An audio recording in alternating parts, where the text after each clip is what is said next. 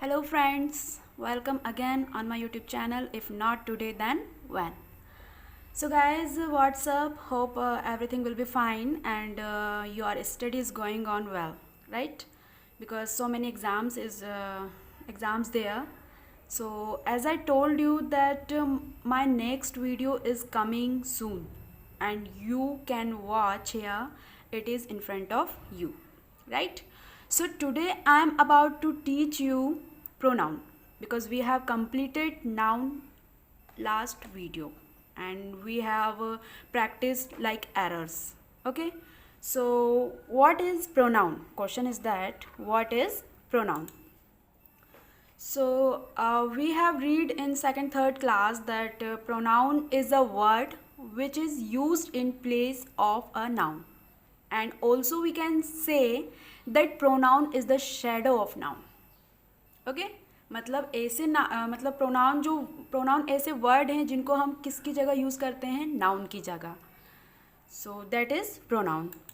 So next there are pronoun cases like subjective case, objective case, possessive case and reflexive case. Okay, subjective case like he, she, it, name, sorry name not, I, we, you, they. Okay, and objective case will be him, her, it, me, us, you, them. Like possessive case, his, hers, mine, ours, yours, theirs. Okay, and reflexive cases will be himself, herself, itself, myself, ourselves. Selves क्यों बोला? Because it is a plural subject we. Like you as is a singular, then yourself. If any noun is a plural, then yourselves. And next themselves. So ये चार cases हैं यहाँ pronoun के जिनको हम पढ़ेंगे, और आज की क्लास में we are about to complete subjective case and objective case. Okay, so let's start. First, rules. Objective case.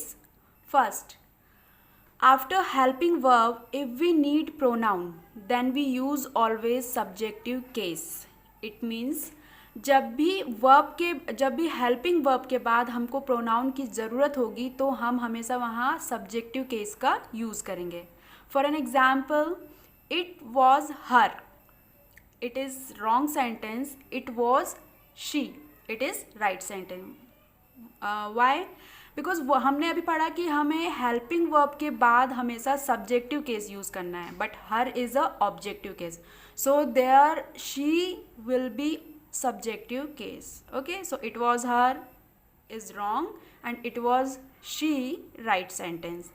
Now next, if we need pronoun after main verb, then we use always objective case. It means कि जब भी हमें main verb के बाद pronoun की ज़रूरत होती है तो हम वहाँ पर हमेशा ऑब्जेक्टिव केस यूज़ करते हैं.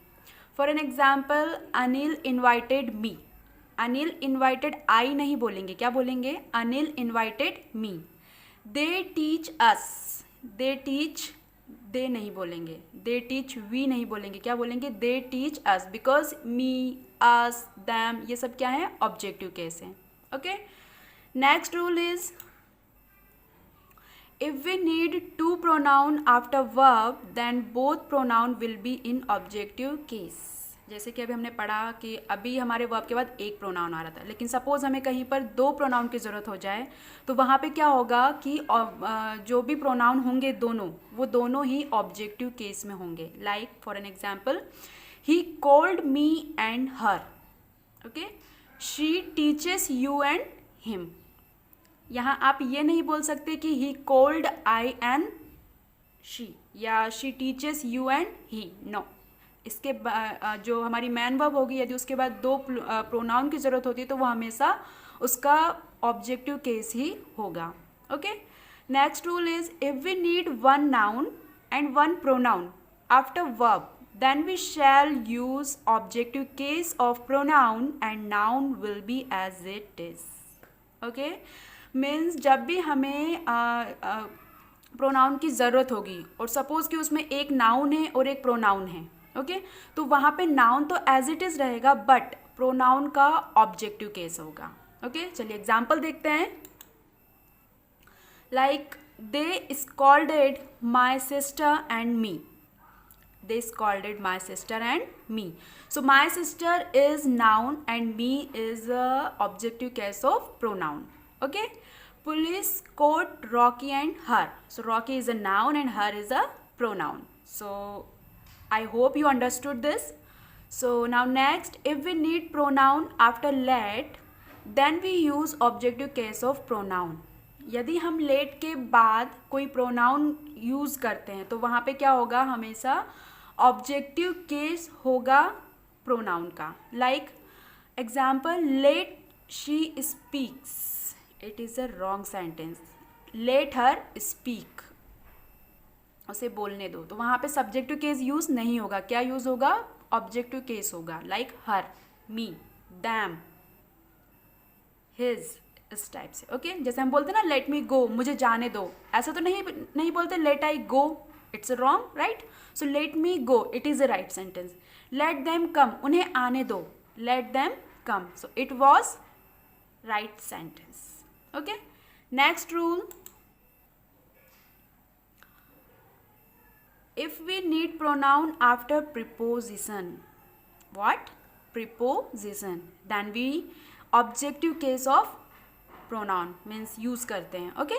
सो जब भी हमें preposition के बाद प्रोनाउन की ज़रूरत होगी तो हम वहाँ पे प्रोनाउन का ऑब्जेक्टिव केस यूज़ करेंगे. For an example, distribute this toys between he and she. No, अभी हमने क्या बोला कि हम जब भी कोई प्रपोजिशन होगा और तो उसके बाद हम हमेशा क्या यूज़ करेंगे, ऑब्जेक्टिव केस यूज़ करेंगे. But here he and she is a subjective case, right?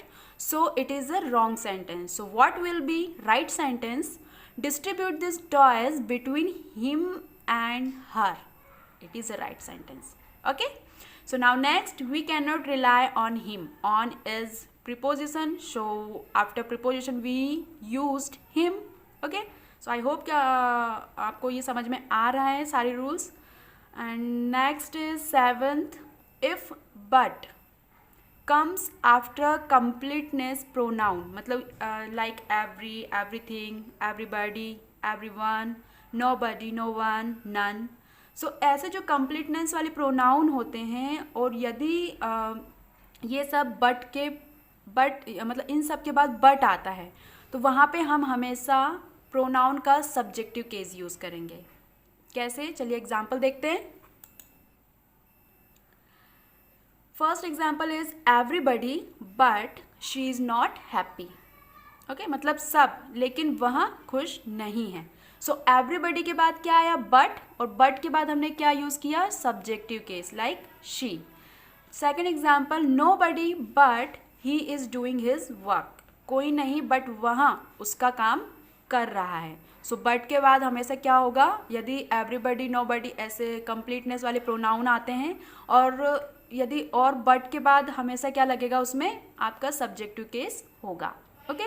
Next rule is when we use verb like a process, मतलब कोई भी वर्ब हम लाइक अ प्रोसेस के तौर पर यूज़ करेंगे, then we use gerunds like walking, running, talking, and after gerunds we use objective case. For an example, liking him was my mistake. Calling her is not possible. She hates my smoking, okay. So it was your objective case. So guys, I hope you liked my video, and please like, share and subscribe my channel. And because I am teaching you competitive English,